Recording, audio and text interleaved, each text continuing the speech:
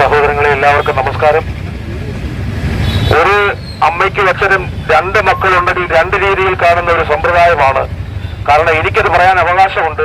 Professional നാടകവും നൃത്തനാടകവും അഭിനയിച്ച ഒരു വ്യക്തിയാണ് ഞാൻ.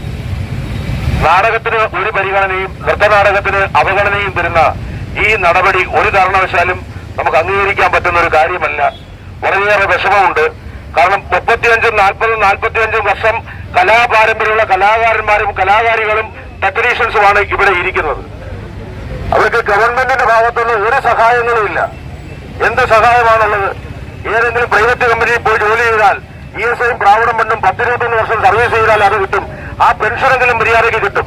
നമുക്ക് പോലും പെൻഷൻ കിട്ടുന്ന 4000 രൂപയാണ്. അത് കൃത്യമായി എത്ര കലാകാരന്മാരിൽ ഇഷ്ടപ്പെടുന്നു എന്നുള്ള കാര്യത്തിൽ വളരെ ശ്രദ്ധിക്കേണ്ട കാര്യമാണ്. കലാകാരന്മാരല്ലാത്ത പലരുമാണ് ഈ 4000 രൂപ പെൻഷൻ വാങ്ങുന്നത്. അത് പുനഃപരിശോധിക്കേണ്ട ഒരു കാര്യമാണ്. ബഹുമാനപ്പെട്ട MLAയോട് ഞാൻ ആ കാര്യം പറഞ്ഞപ്പോ, നമ്മുടെ സെക്രട്ടറി ജനറൽ സെക്രട്ടറിയോട് ഞാൻ പറഞ്ഞു, തേക്കട ശ്യാമലനോട് പറഞ്ഞപ്പോ ഇക്കാര്യം അവതരിപ്പിക്കേണ്ട ഒരു വിഷയം തന്നെയാണ്.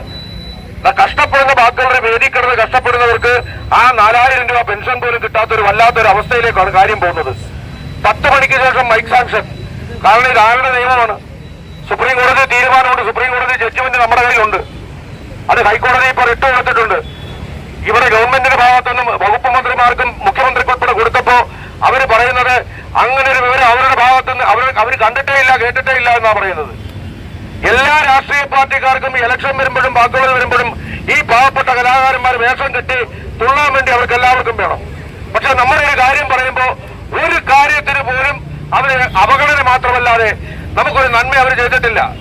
എല്ലാവർക്കും അതാത് രാഷ്ട്രീയ പാർട്ടികളുണ്ട്. ഭരിക്കുന്ന പാർട്ടിയുടെ ആൾക്കാരുണ്ട്, ഭരിക്കാത്ത പാർട്ടിയുടെ ആൾക്കാരുണ്ട്, അല്ലാത്ത ആൾക്കാരുണ്ട്. എല്ലാവർക്കും അവർക്ക് അവരുടേതായ രാഷ്ട്രീയമുണ്ട്.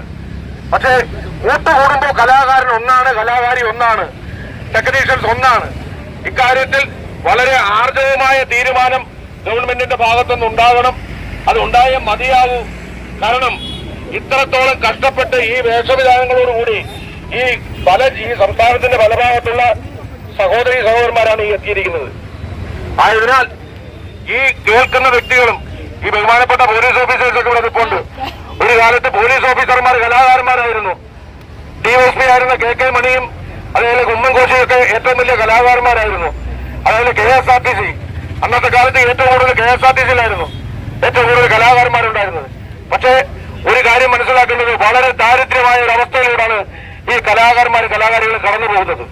രാജാവിന്റെയും രാജ്ഞിയുടെയും വേഷം കെട്ടിയിട്ട് അതാത് മാസം വാടക കൊടുക്കാനില്ലാതെ, ഇപ്പൊ ഞങ്ങളുടെ പ്രസിഡന്റ് പറഞ്ഞ 6 മാസം നമുക്കില്ല സീസൺ, വേറെ 3 മാസമാണ് നമ്മൾ കൃത്യമായിട്ടുള്ള സീസൺ. ആ 3 മാസത്തെ വരുമാനം കൊണ്ട് ഈ പാവപ്പെട്ടവർക്ക് വീട്ടുവാടക കൊടുക്കണം. 90% കലാകാരന്മാർക്ക് വീടില്ല. അവർ വാടക വീട്ടിലാണ് താമസിക്കുന്നത്. ഈ വേദനയൊന്നും മനസ്സിലാക്കാൻ ഒരു ജനപ്രതിനിധികളും തയ്യാറാകുന്നില്ല. കൃത്യമായി ഇതിനുള്ള നടപടികൾ കൃത്യമായി ഉണ്ടാകണം എന്ന് മാത്രം അഭ്യർത്ഥിച്ചിട്ടുണ്ട്. ഈ ധർണയ്ക്ക് എല്ലാവിധമായ പിന്തുണയും ആശംസിച്ചുകൊണ്ട് നിർത്തുന്നു. നന്ദി, നമസ്കാരം.